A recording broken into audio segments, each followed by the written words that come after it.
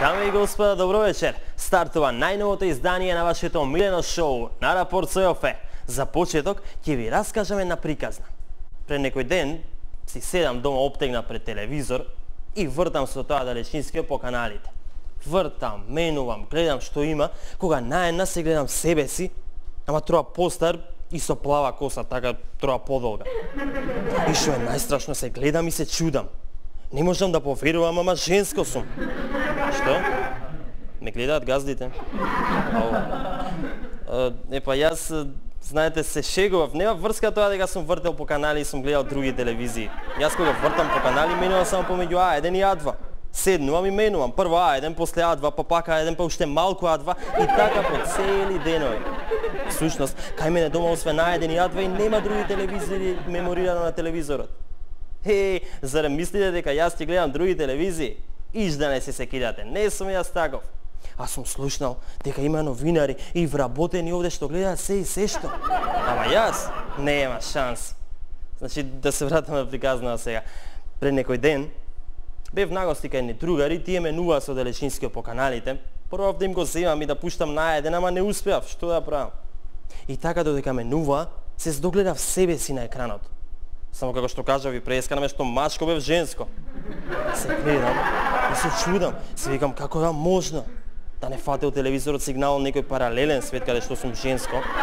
Или снимкава да не е можеби од претходниот живот, бидејќи прилично сум сигурен дека сум бил женско точно.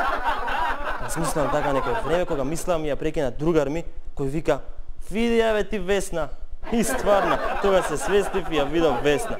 И сега викам: "Весна бе, бејби бе, да прашаше, барем ти дадев дозва за користење на форматот, не беше проблем."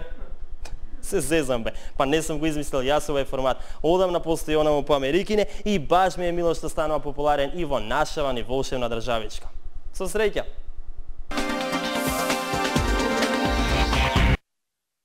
Во понеделникот на 11 октомври сите сакаа празнично да не поздрават и да ни пренесат некои пораки. Дел за нас, дел и за нивните колеги од спротивниот табор. Црвенковски неговата партија крева во Станиево Прилеп, а Јан Куловска одржа пресконференција во Скопје на која пренесе некои пораки. Атмосферата за добар политички диалог не се гради со агресивност и со закани. Политичкиот диалог не се гради со трикови, со блефирање, со празни говори и креирање на лажни надежи.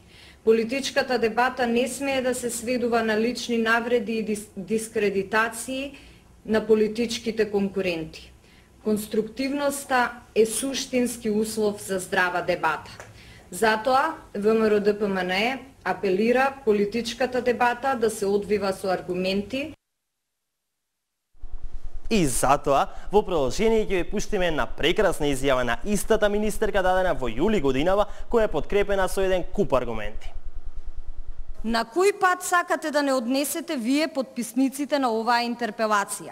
Се надеваме дека тоа не е патот на неразчистените и намерно или ненамерно неспречени атентати, мистериозните авионски несреќи, исчезнувањето на дрога од депоата на МВР, шверцот.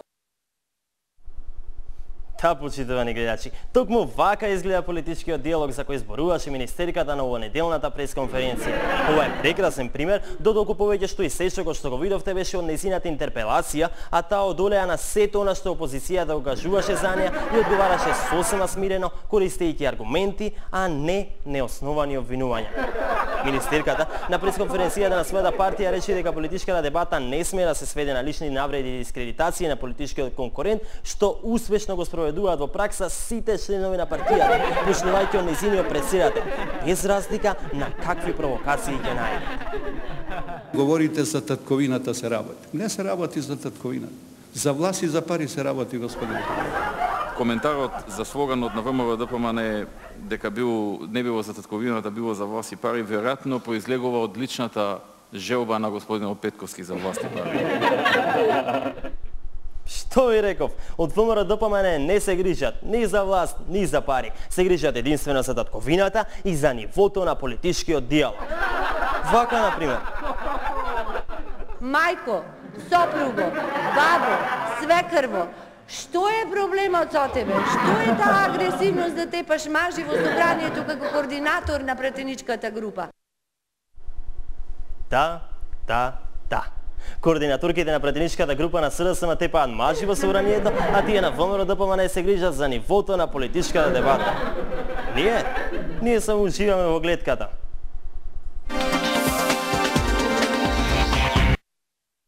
Во последно време, доста актуелна тема е опцијата членство на Македонија во НАТО и Европската Унија под привремената референца ФИРОМ. За оваа опција, меѓу другите се изјасни и министерот Коњановски и министерот Милошовски. Но што е со коалициониот партнер ДУИ? Што мислат таму за оваа опција?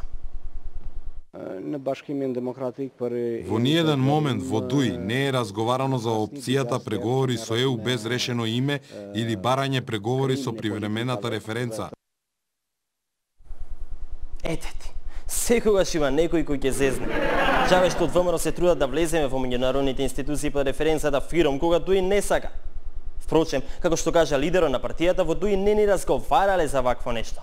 Истото ќе ни го потврди и пратеникот од редовите на ДУИ Рафи Салити.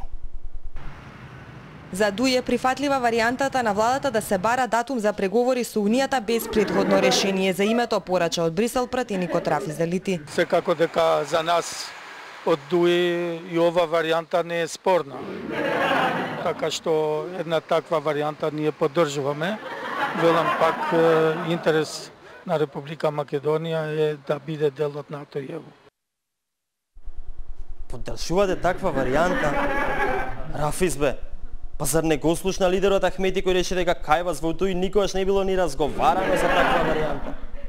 Како може да поддржувате нешто што не поддржува лидерот на партијата? Добро? Океј.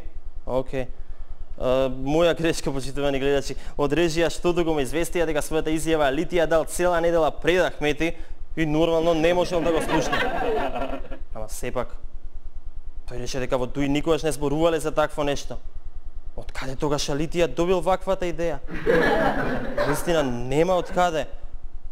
Освен ако... О, не! Господин Ахмети, подгответе се да ја слушнете болната вистина.